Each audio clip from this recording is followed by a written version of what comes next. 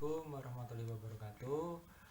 Pada video kali ini Pak Guru akan menjelaskan tentang bab 3, yaitu yang berjudul algoritma. Karena pada materi ini perlu perhatian yang lebih, pemahaman yang lebih, maka tolong kalian untuk melihat video ini secara seksama. Oke, lanjut materi yang tadi. Di sini terdapat simbol flowchart atau bagan alir yang sudah Pak Guru jelaskan tadi, ya. Dan di simbol flowchart ini terdapat 3 varian simbol, yaitu ada flow direction simbol, selanjutnya ada processing simbol, dan yang terakhir ada namanya input output simbol. Bisa kalian lihat pada tabel yang Pak Guru jelaskan. Yang pertama itu ada namanya flow atau arus, yang artinya yaitu penghubung antar prosedur atau proses atau penghubung dari berbagai gambar. Nah, selanjutnya itu ada konektor. Konektor ada 2, on pack dan off pack.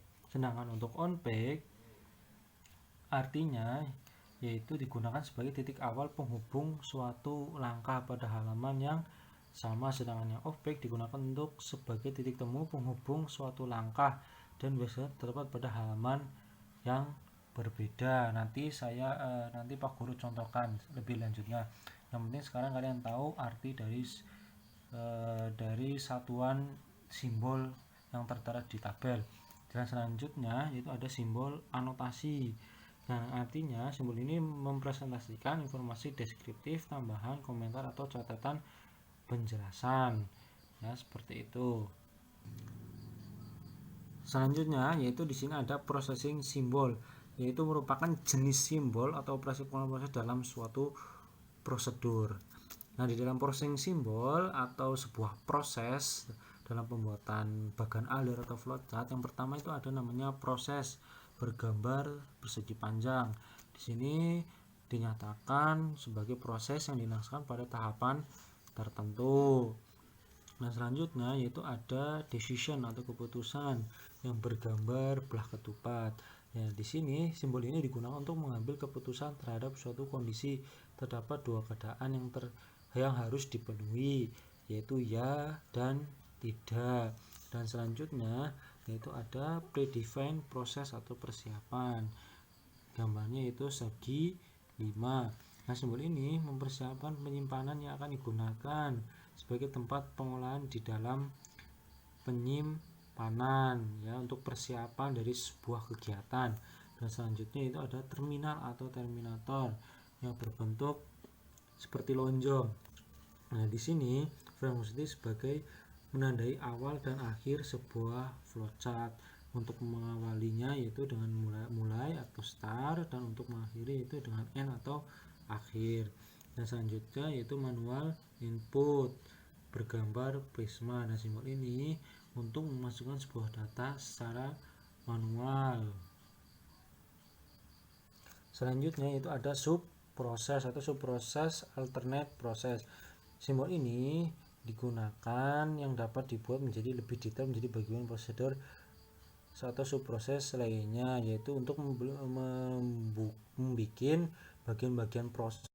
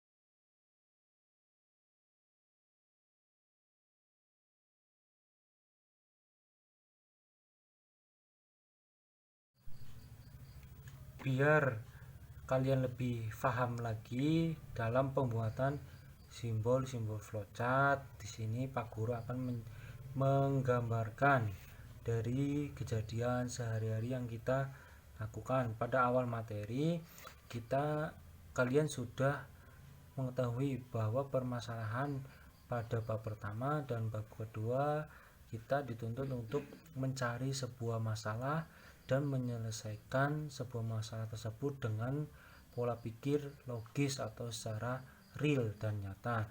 Nah, di sini kita dituntut untuk menyelesaikan masalah menggunakan simbol-simbol flowchart. Nah, bisa saya contohkan di sini kejadian sehari-hari yang sering kita lakukan, yaitu misalkan memasak mie instan. Pertama yang kita lakukan yaitu mencari gambar flowchart untuk mengawali dan mengakhiri sebuah gambar. Dan di sini kita bisa lihat ada namanya terminator. Terminator fungsinya untuk mengakhiri atau mengawali sebuah flowchart. Nah, untuk mengawalinya kita menggunakan terminator. Nah, di sini bisa kita contohkan pertama untuk memulai itu gambar terminator. Tadi gambarnya seperti ini, oke. Nah, di sini kita bisa inputkan kata mulai.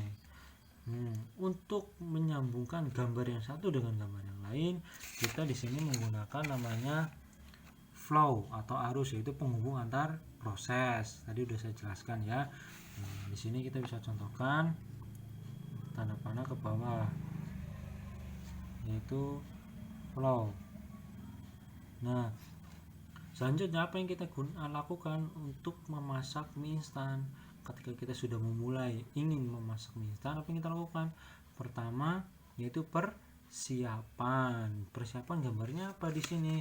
Kita cari persiapan adalah segi 5. Bisa kita gambarkan di sini segi 5. Oke. Nah, di sini kata-katanya persiapkan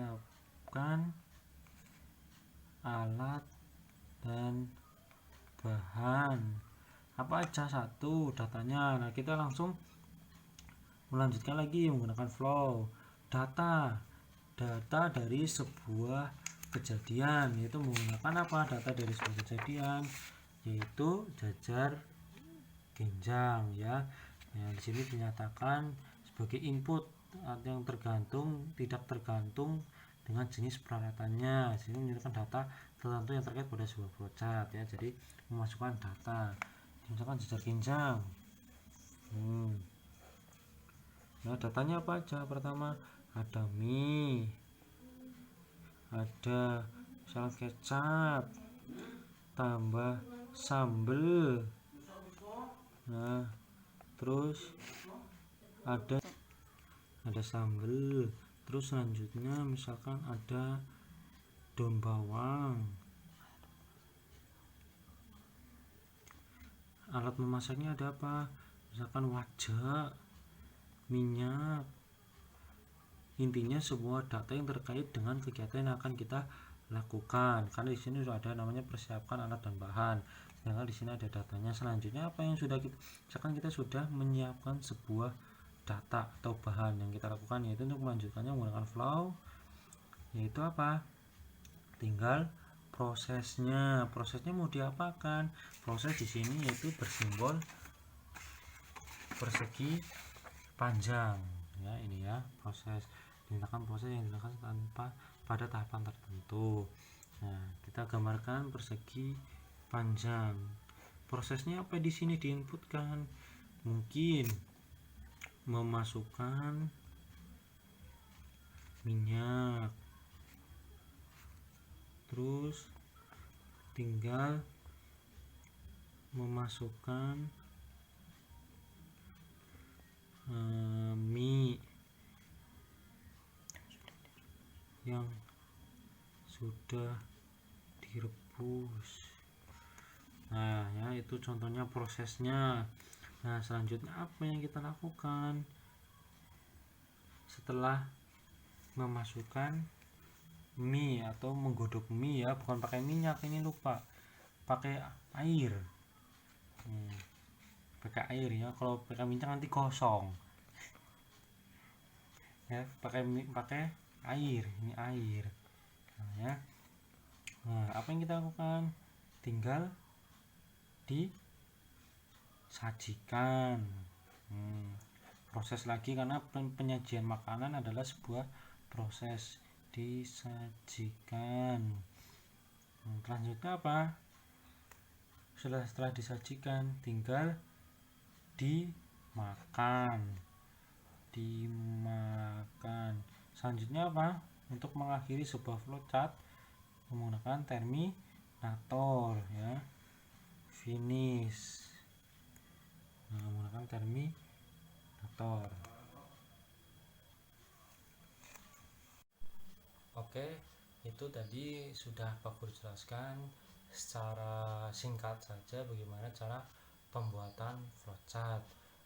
Karena dalam pembimbingan video kali ini banyak hal yang belum Pak Guru jelaskan, apabila kalian ingin menanyakannya lebih jelas agar lebih paham lagi, silakan datang saja ke sekolah. Jangan lupa menggunakan baju bebas, bersepatu, celana yang sopan, dan juga jangan lupa menggunakan masker. Nanti Pak Guru di situ akan menjelaskan secara detail bagaimana cara pembuatan flowchart dalam kehidupan sehari-hari. Dan jangan lupa minggu depan kalau kalian sudah paham, akan Pak Guru beri tugas bagaimana sih kalian memahami bab kali ini tentang algoritma, tentang kehidupan sehari-hari yang akan dijelaskan menggunakan bagan flowchart atau tentang bagan alir.